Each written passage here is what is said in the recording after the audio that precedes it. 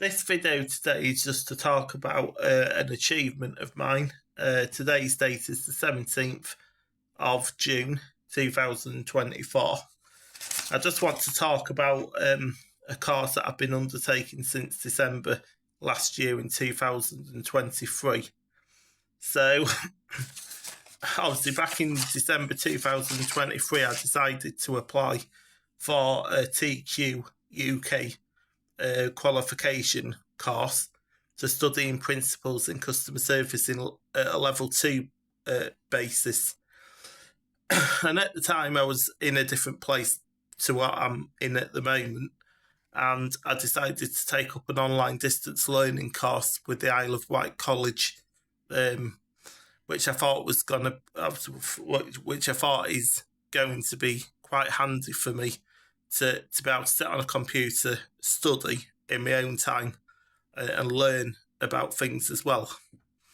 So I decided to go ahead and apply, and then I was given funding for the course, which was provided by the government, who funded for me to go on the course. And then I got my units to do, which I'll just go over in a couple of seconds with you.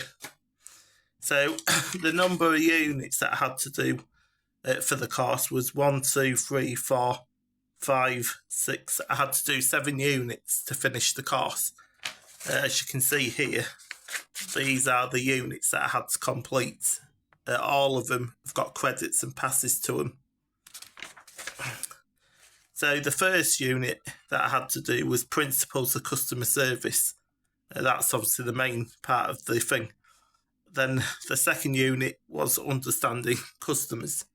That's important because any workplace you go into, anything, even if you've got your own business, you still got to understand customers. Understanding employer organisations, so how an organisation works. Know how to process information about customers, so how to process information and data. Understand how to communicate with customers verbally and in writing. Understand how to develop customer relationships, and understand how to resolve customer service problems and challenges. Now, I can confirm I got a credit of 6 for Principles of Customer Service. I got 2 credits for Understanding Customers. I got 6 credits for Understanding Employer Organisations.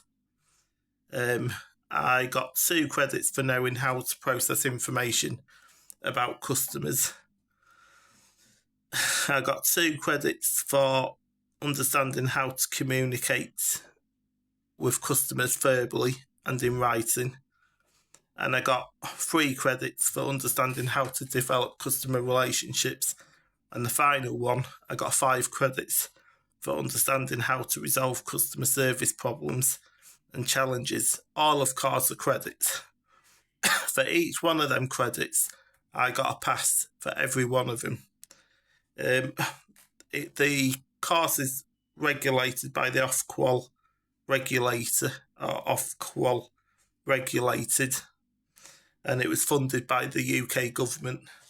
And as you can see here, I passed my level 2. So there's the certificate to prove it. Level 2 in customer service. Principles in customer service.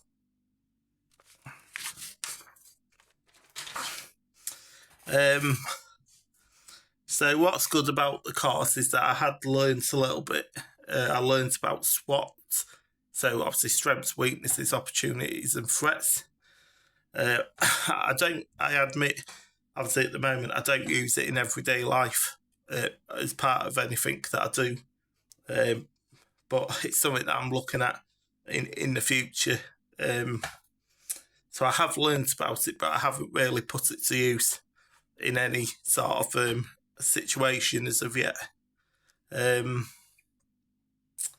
But it comes in handy for obviously business as well, because when people set businesses up for the first time, they tend to go straight into it like I do, without thinking of the SWOT, which is strengths, weaknesses, opportunities, and what the threats are. So they miss all that and they just go straight ahead and do it, no matter what business they've got. So they might have a van parked outside, they might pay for someone to put some stickers on the van, and then they might just get an email address, a website set up to promote the business, and hey presto, they've got a business. So, and then they may have the equipment and marketing just to get on with the job. And then you've got other businesses that have the SWOTs, so strengths, weaknesses, opportunities, and threats. They think it through at the beginning and they go through every little thing that is needed to give them a better chance of success down the line. So what is the strengths? What is the weaknesses? What's the opportunity? What is the threats to what they're going to be doing? And you can put that into use in everyday life. So whatever you do, what is the strength? What are you going to benefit from? What's the weakness to it? What's the opportunity? Could I get a job out of it? Could I do some voluntary work out of it? Can I do whatever? So all these different things are what you call SWOT, and that's what I've learnt. I did know about it anyway, a little bit, because I've been to business startup events. I have read, obviously, personal development and business books, so I do know a little bit about SWOT. They tend to have them in business plans as well, because that gets people thinking and whatever. So I learned about that. I learned a little bit about how to identify when a customer is getting angry. So what sort of things are they signalling that could mean they're getting frustrated or whatever, or whatever. And then there's been other things as well. So the course I've managed to finish, obviously there were some fantastic feedback off the tutors that had to review it, which I still have the feedback for. And some of the things that were presented to me was obviously making sure that I be more specific. So I try and be specific with what I'm saying. So be more descriptive or be more specific. And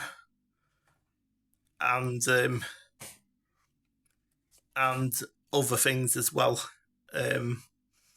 So, and also sourcing and quoting from other people's work or research that gets done, because as part of that course I had to do a bit of research online. So the encouragement to try and quote where that work's come from, where the research has come from, and so on. And I've had to obviously reference where I've got this information from in the first place. So that's been part of what I've had to do as well. And now, yes, that qualification can lead to many different things. However, I have a business, a print merchandise, workwear and gift supplies business, and I trade online.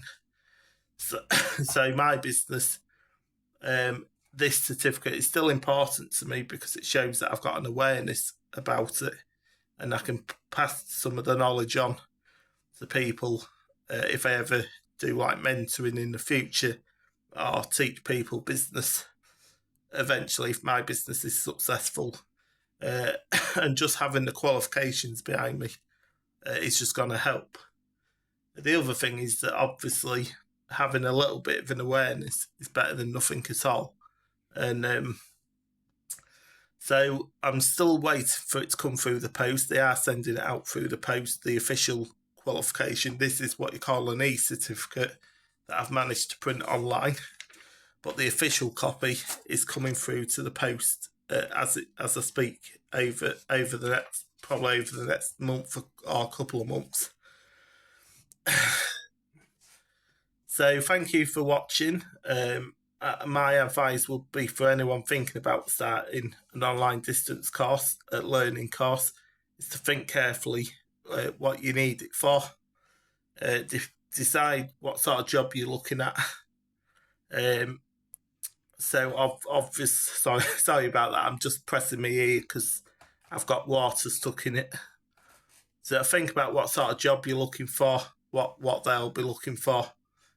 Possibly look at your interests, see what sort of things you could be doing.